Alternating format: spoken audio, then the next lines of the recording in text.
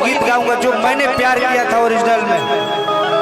जीवन में एक बार गुड्डू भाई प्यार होता है, जीवन की सच्चाई आप जनता के बीच रखें। प्रमोद प्रेमी अपना मुंह से गा के सुने ये बात आप सब जरूर वीडियो में छापब कि प्रेमी जी के ही असली कहानी अजय आज हुए बा गीतल दास्तान मुंडा। हाँ जी।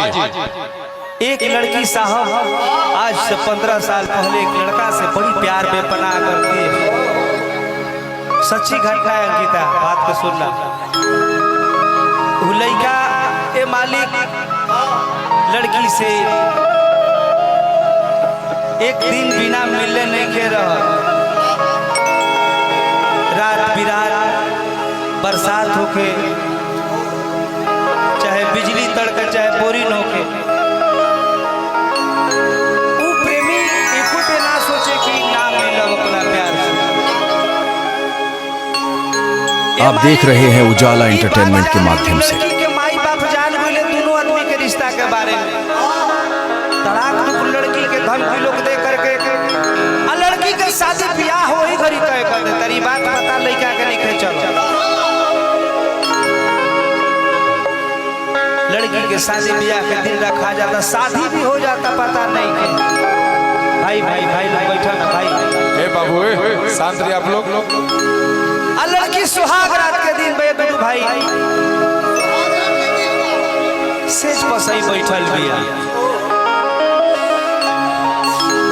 हाथ में आंसू धर धर ले दे कहती है रजब फिर सही आई तारा मर्जी भाई कुछ कल बाकी हो भजीरे हमरा प्रेमी लगे जाए दो जेकरा बिना ना देखी तो बरस भी ना करत। ए मालिक प्रेमी ई बात अपना मर्द से बता देती है कि हम ओकरा से प्यार करीले। केकरा से बताई, हमरे से बताई, हमरा बारे में बतौलो अपना मर्द। हे राजा हमके जाए तो हम करा लगे तारा मर्जी बा कुछ खोला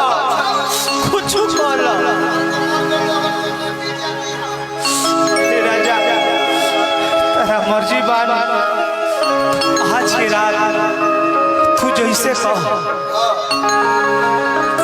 तारा खाती हम अपन शरीर दान दे बाकी हो फजीरे वो प्रेमी के लगे जाए। रो के देखी औरत मालिक कहतिया अरे कि मर्जी बात कुछ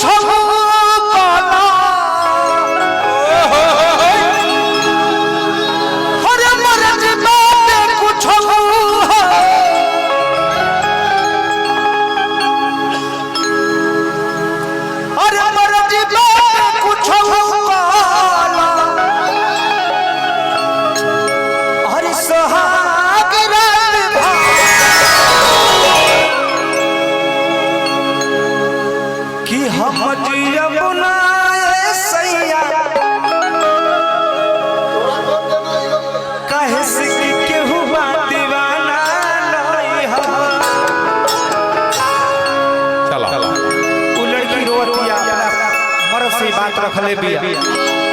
अरे कि मर्जी बात कुछ कला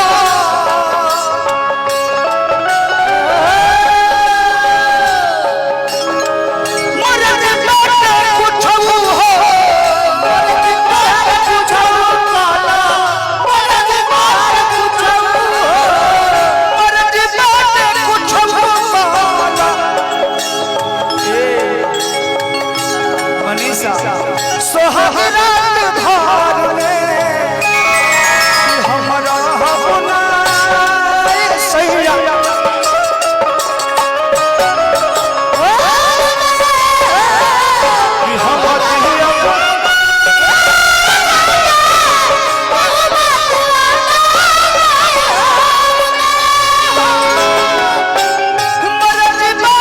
कुछ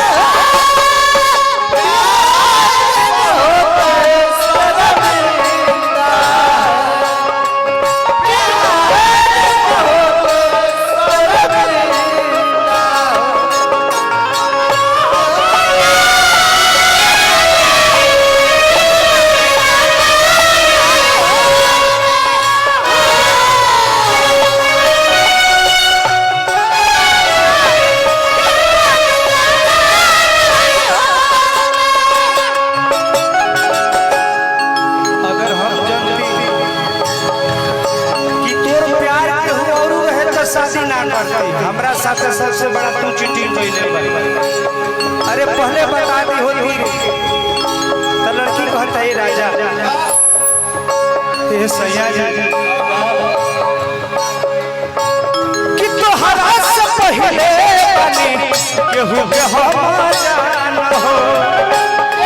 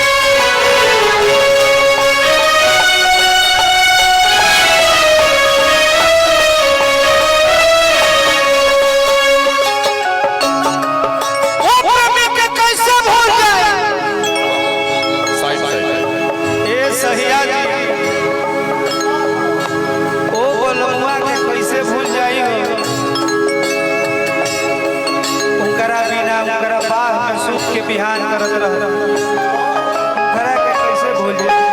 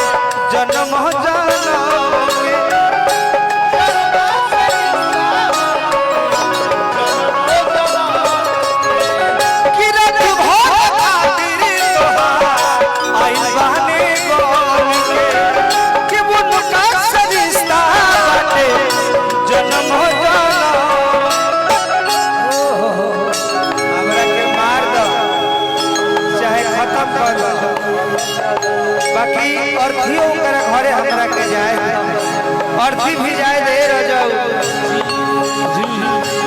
कि चाहे हमके मार दो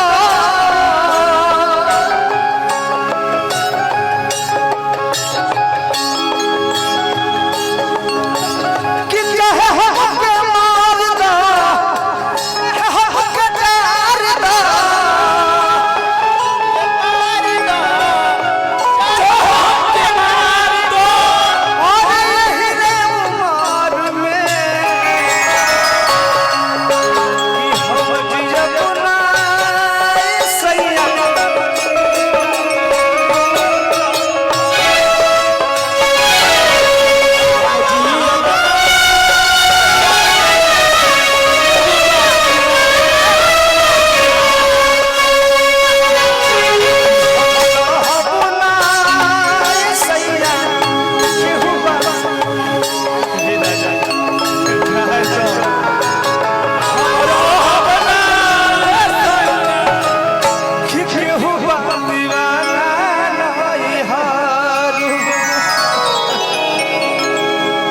जोरदार ताली बजाइए आप लोग दोनों प्रेमी परिवार के लिए। ये